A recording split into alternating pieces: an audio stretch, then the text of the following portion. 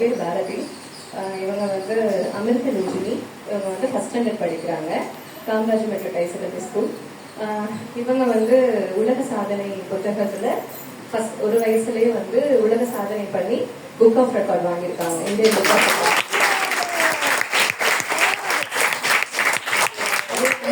ஸ்கூலுக்கு போய் work shop conduct பண்ணிட்டு இருக்காங்க. பரதநாட்டிய டான்ஸரா இருக்காங்க. இவங்களுக்கு ஒரு 10 ஸ்டூடெண்ட்ஸ் 20 ஸ்டூடெண்ட்ஸ்க்கு மேல இருக்காங்க. நிறைய ஸ்கூல்ல வந்து ட்ரைன் அப்பா போயிட்டு இருக்காங்க. அது இல்லாம சீஃப் கெஸ்டா சிறப்பு விருந்தினரா நிறைய ஸ்கூலுக்கு வந்து குழந்தை திருவிழாங்க சிறப்பு விருந்தினரா அது மட்டும் இல்லாம எனக்கு ஒரு 20-30 அவார்ட்ஸ் பக்கத்துல வாங்கியிருக்காங்க. நான் நார்மலா பேசுறேன், ஏன்னா எல்லாருக்கும் புரியணும்ல, அதனால.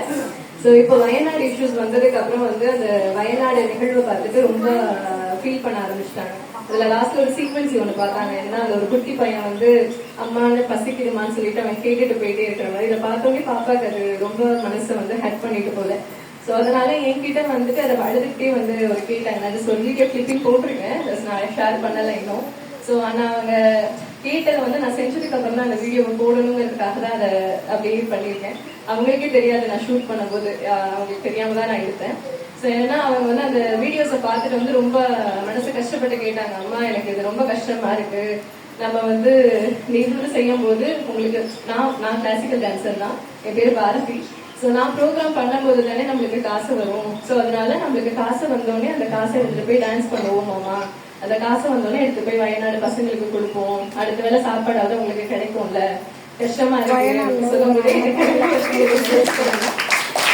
கஷ்டமா இருக்குமா, அதை கேட்கும்போது பசி பசிருக்கான், நம்மளால ஒரு வேலை முடிஞ்சதுன்னா கூட இந்த பையன் சாப்பிடுவான் தானே அப்படின்னு சொல்லி சொன்னாங்க. சரி ஓகேடா, அதுக்காக நீங்க என்ன பண்ணணும்னு நினைக்கிறீங்க அப்படின்னு கேட்டபோது இந்த மாதிரி நம்ம டான்ஸ் பண்ணுவோமா, அதுல இருந்து நம்மளுக்கு என்ன கிடைச்சாலும் சரி அதை கண்டிப்பா நம்ம வயநாடுக்கு சப்போர்ட் பண்ணுவோம், அந்த பையன் சாப்பிட்டா சரிதான் அப்படின்னு சொன்னாங்க. சரி இதுக்கு மேல நீங்க என்னடா இந்த நாட்டுக்காக பண்ணணும்னு நினைக்கிற, எதனால இதெல்லாம் வந்துச்சு நீ நினைக்கிற அப்படின்னு சொல்லி கேட்கும்போது சொன்னா மண்ணெல்லாம் எல்லாத்தையும் அவங்க ஸ்லாங்ல தான் சொன்னாங்க. அது அப்படியே நான் எப்படின்னு சொல்றேன், மண் எல்லாத்தையும் நோண்டி செடியெல்லாம் வைக்காம போய் எல்லாத்தையும் எடுத்தனால தானே மண்ணெல்லாம் கீழே வந்துச்சு, இவங்க ஏன் போய் அதெல்லாம் எடுத்து எல்லா இடத்துலயும் பண்ணாங்க. இப்ப நான் ஸ்கூலுக்கு போகும்போதே மரத்தெல்லாம் வெட்டிட்டாங்கல்ல, சோ வெட்டினால தானே வந்து இப்படியே மண்ணெல்லாம் வந்து அழிக்க ஆரம்பிச்சுறாங்கல்ல. சோ ரோடெல்லாம் போட்டுட்டு மரம் எல்லாம் எவ்வளவு மரம் இருந்துச்சு, இவங்க ஸ்கூல் போகும்போது பாக்குறாங்கல்ல, சோ அவ்வளவு மரம் இருந்துச்சு, எதுவுமே இல்லாம போச்சு. சோ எல்லாத்தையும் காப்பாத்துறது தானேமா, நீங்க பெரியவங்க தானே, நீங்க ஏன் சொல்லாம போயிட்டீங்கன்னு கேட்டாங்க. ஆனா நான் சொன்னேன் அது உண்மைதான் கண்ணு, ஆனா சொல்ற அளவுக்கு போஸ்டிங்ல நான் இல்ல, சொன்ன அந்த வார்த்தைக்கு மதிப்பு கொடுக்குற இடத்துல நம்ம இருக்கணும். நீங்க பெரிய பாப்பா ஆயிட்டு நீங்க சொன்னா கேட்கிற அளவுக்கு நீங்க வாங்க, சோ அப்ப கண்டிப்பா நீங்க சொல்றது கண்டிப்பா கேட்பாங்க அப்படின்னு சொன்னேன். அதுக்கு அடுத்த வார்த்தை சொன்னா எனக்கு அதுதான் ரொம்ப கட்டாயி, நான் கண்டிப்பா ஏதாவது செஞ்சு ஆகணும்னு சொல்லிட்டு நான் இந்த அளவுக்கு எழுதுறேன். ஒரே வார்த்தை தான் கேட்டா, நான் வர்ற வரைக்குமாவது நீங்க இயற்கையை காப்பாற்றணும்லமா, நான் எதை வந்து வச்சு பாத்துக்கணும்னு கேட்டாங்க. சோ எனக்கு அது நிஜமாவே அது உண்மைதான். இவங்க வளர்ற ஸ்டேஜ்ல எல்லாம் எது இருக்கும் இல்லைங்கிறதெல்லாம் எனக்கு தெரியல. சோ எனக்கு அது ரொம்ப வந்து அவங்க சொன்னோடனே அந்த கேட்ட வார்த்தைக்கு எனக்கு பதில் சொல்லவே தெரியல. சோ ஓகே, நம்மளால இல்லைனாலும் நான் அப்ப சொன்னேன், நீங்க வந்து அப்ப சொன்ன என்ன கண்ணு பண்ணணும், இதுக்கு எனக்கு எந்த சொல்யூஷன் பண்ணணும்னு எனக்கு தெரியலன்னு கேட்கும்போது சொன்னாங்க, எங்க பசங்க கிட்டயே சொல்லுங்க, என் குட்டி பாப்பா எல்லாம் சொன்னா அம்மா கேட்பாங்கல்ல, ஏன்னா இவங்க சொன்னா தப்பும் சரியும், எதுனாலுமே நான் இவங்க சொன்னா அவங்களோட வார்த்தைக்கு நான் மதிப்பு கொடுப்பேன். சோ அதனால நீங்களே நான் சொன்னா குட்டி பசங்க எல்லாம் சொல்றேன், அப்ப அவங்க எல்லாம் அவங்க அம்மா அப்பா கிட்ட போய் சொல்லுவாங்கல்ல, அப்பா மரத்தை வெட்டாதீங்கப்பா, பாவம்பா, இந்த மரத்தை வச்சீங்கன்னா வேற இடத்துலயாவது நம்ம மரம் வச்சிருவோம்ப்பா அப்படின்னு சொல்லுவாங்கல்ல. சோ அதனால நான் அந்த மாதிரி சொல்லட்டும் அம்மா அப்படின்னு சொல்லி கேட்டேன்.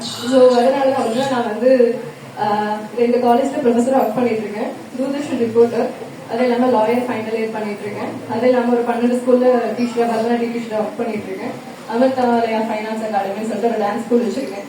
சோ பண்ணணும் அப்படின்னா அந்த நிகழ்வு எங்கனாலும் பண்ணிருக்கலாம். இவங்களோட மோட்டிவேஷன் தான் எங்களுக்கு வந்து இதை வந்து பப்ளிசிட்டி பண்ணணுங்கிறதுதான் விஷயமா இருந்தா எங்கனாலும் பண்ணிருக்கலாம். பட் என்னோட ஆசையே வந்து இந்த மாதிரி பசங்களுக்கு சொல்லணும் அப்படிங்கறதுதான். சோ தனக்கு தெரிஞ்ச விஷயத்துல விஷயத்துல சொல்லணும்னு சொல்லி அவங்க ஆசைப்பட்டனாலதான் இந்த மாதிரி இப்போ ஒரு ஸ்கூல்ல தேர்வு செஞ்சு பண்ணிட்டு இருக்கோம். உண்மையா சொல்லணும், ஐயா அடிக்கடி சொல்லுவாங்க, இறைவன் கொடுத்ததுதான் பொண்ணுக்கு. அப்ப எதுவுமே இல்லை, நான் இதை பிக்ஸ் பண்ணி எல்லாம் ரெடி பண்றேன். அப்ப பாட்டு கூட எழுதல, இது என்னோட ஓன் லிரிக்ஸ், நான் எழுதுனது நானே எழுதி நானே பாடி நானே இசையமைச்சு எல்லாமே நானே செஞ்சிருக்கேன், இயற்கையை பாதுகாக்கணுங்கிறதுக்காக.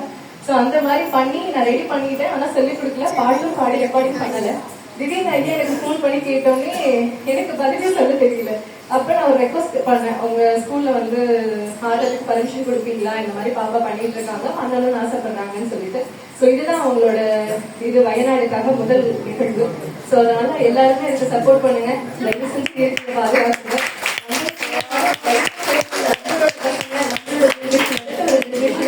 தயவு செஞ்சு அட்லீஸ்ட் ஒரு மரத்தை நம்ம விட்டுட்டு போனா கூட அதை விட சேர்த்து வைக்கிற சொத்து எதுவும் கிடையாது.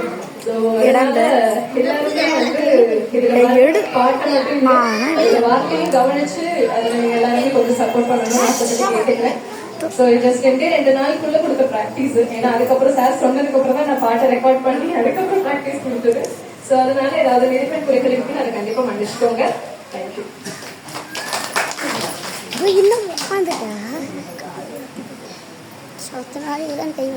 நிதிஷ் பாலா போறேன். நிதிஷ் பாலா இப்போ நான் அழகு மாட்டாரா?